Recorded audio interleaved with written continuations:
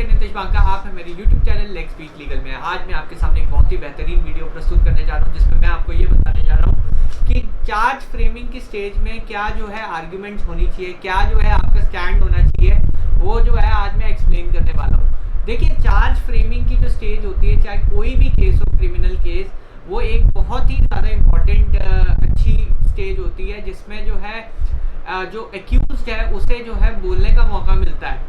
इससे पहले जो है FIR हो गई, उसके बाद जो है चार्जशीट फाइल होती है। इसमें जो है पुलिस ही सारा काम कर रही होती है और यहाँ पे जो है एक्यूज को बोलने नहीं दिया जाता, या उसकी जो रिप्रेजेंटेशन है वो नहीं रहती है। अब प्रॉब्लम क्या होती है कि जितने भी मैंने कोर्ट्स देखे हैं दिल्ली से बाहर, या जो भी, मतलब मैं आपको ये बताऊं कि चार्ज फ्रेमिंग की स्टेज एक फॉर्मेलिटी कर दी गई है, जिसमें क्या होता है कि जजेस जो हैं चार्ज फ्रेम कर देते हैं और एक्यूज के साइन ले लेते हैं। तो यहाँ पे जो गलती क्या होती है कि ठीक है, चाहे चार्ज फ्रेमिंग की स्टेज एक फॉर्मेलिटी कर दी गई है, बट अगर आप जो है अपना केस रखें, आर्ग्यू करें कुछ मटेरियल एस्पेक्ट्स पे, तो जो है चार्ज फ्रेम हो सकता है ना हो, और सालों का ट्रायल आपका बच जाए। हो सकता है आप डिस्चार्ज हो जाओ, या कुछ सेक्शंस जो है उसके लिए आप डिस्चार्ज हो जाओ। तो यहाँ पे जो है चार्ज फ्रेमिंग की स्टेज एक बहुत ही ज़्यादा क्रूशियल रोल प्ले करती है। अब इसमें जो है कोर्ट क्या देखता है, कोर्ट की क्या थिंकिंग होती है चार्ज फ्रेमिंग के टाइम पे, वो ये होती है कि जो भी उसके पास अभी मटेरियल अवेलेबल है, इसमें जो है आपका जो डिफेंस है वो कोई मायने नहीं रखता है। और मैं आपको यही एडवाइस करूंगा कि जो आपका जो डिफेंस है वो आप बचा के रखिए आगे के लिए, वो उसे जो है बिल्कुल डिस्क्लोज मत कीजिए चार्ज फ्रेमिंग की स्टेज पे। तो चार्ज फ्रेमिंग की स्टेज में आपको बस उतना ही आर्ग्यू करना है जितना मटेरियल आ चुका है ऑलरेडी, यानी जितना डॉक्यूमेंट्स आ चुके हैं, जितने विटनेसेस की स्टेटमेंट आ चुकी हैं, उसी पे जो है आपको अपना आर्ग्यूमेंट रखना है। मेडिकल आ चुका है या फिर कोई भी और दस्तावेज है जो आ चुके हैं, उसी पे ही आपका जो है चार्ज फ्रेमिंग की जो स्टेज है उस पे आपको अपना केस रखना है।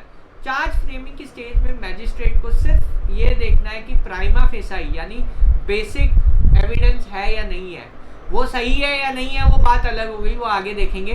बट अगर क्या बेसिक एविडेंस है, उसमें क्या बेसिक इंग्रेडिएंट्स जो है वो फुलफिल करता है। इंग्रेडिएंट्स मतलब क्या, जैसे कि चीटिंग का केस मैं ले लेता हूँ। चीटिंग के केस में जो है डिसेप्शन शुरू से होनी चाहिए, यानी शुरू से ही उसकी इंटेंशन होनी चाहिए कि उसको जो है लूटना है। तो वहाँ पे क्या वो मटेरियल है, उसका क्या स्टेटमेंट्स वगैरह, जो कंप्लेनेंट की कंप्लेंट है उसमें ये सब चीज़ें लिखी हुई हैं। तो ये सब चीज़ें जो है कोर्ट चेक करता है, और उसको चेक करने के बाद ही जो है चार्जेस फ्रेम होते हैं। बट क्या होता है, कई बार ये होता है कि ये एक मेयर फॉर्मेलिटी होती है, ऑनरेबल मैजिस्ट्रेट या जजेस जो हैं वो चेक नहीं करते हैं और सीधा चार्ज फ्रेम कर देते हैं। वो चीज़ गलत है। ऑनरेबल सुप्रीम कोर्ट ने कई अपनी जजमेंट में लिखा है कि जो चार्ज फ्रेमिंग की स्टेज है, जजेस या मैजिस्ट्रेट जो भी हैं उनको जो है पूरा जो है मटेरियल उनको देखना है, और उसके बाद ही जो है वो जो है चार्ज फ्रेम करेंगे।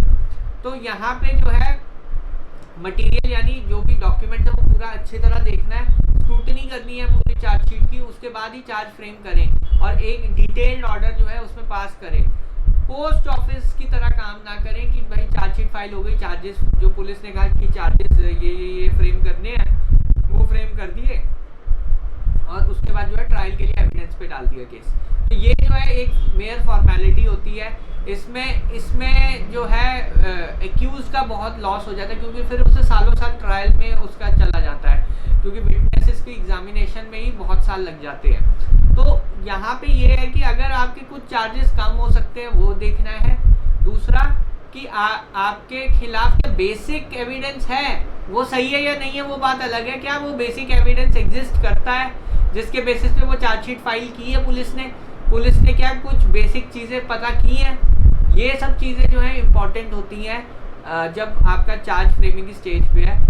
क्वालिटी या क्वांटिटी ऑफ एविडेंस मैटर नहीं करता है, सिर्फ ये है कि बेसिक एविडेंस है जिससे सिर्फ ये शक हो कि हाँ इसने जो है गुनाह किया है। तो यहाँ पे जो है सस्पिशन क्रिएट करना है जिसकी का कोई बैकअप हो, यानी जो भी है शक जो है अगर कोर्ट के दिमाग में आता है तो वो चार्ज फ्रेम कर सकता है। तो यहाँ पे जो है शक के बिना पे ही काम होगा। ये नहीं कि वो एविडेंस गलत है सही है वो बाद में क्रॉस एग्जामिनेशन में पता चलेगा, पर अभी जो है क्या वो एविडेंस इतना है कि चार्ज फ्रेम किया जा सके, बस ये क्वेश्चन जो है कोर्ट सोचता है।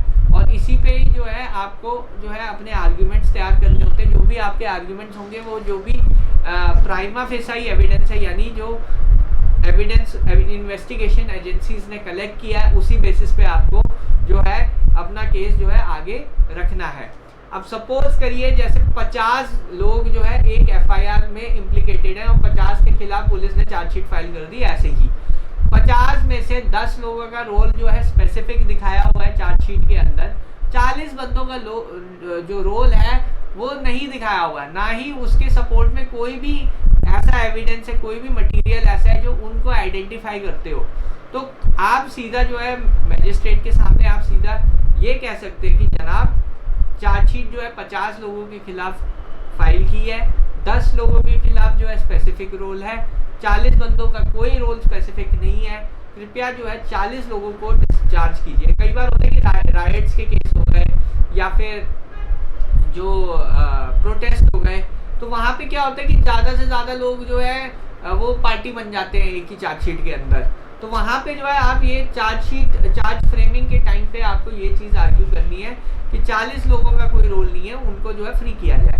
फिर क्या होता है कि कई बार इंग्रेडिएंट्स नहीं मिलते। इंग्रेडिएंट्स मतलब कि जैसे 420 में ये रिक्वायरमेंट होती है कि जो डिसेप्शन या जो है वो इंसेप्शन से होना चाहिए, यानी शुरू से ही आपको धोखा देने की वो होनी चाहिए, इंटेंशन होनी चाहिए, तभी जो है 420 का चार्ज होता है फ्री। अभी एक ऑनरेबल सुप्रीम कोर्ट की जजमेंट आई है, उसमें जो है एक सिंपल लोन ट्रांजैक्शन में 420 का जो है चार्ज फ्रेम कर दिया कि सिंपल लोन डिफॉल्ट को आपने 420 में डाल दिया।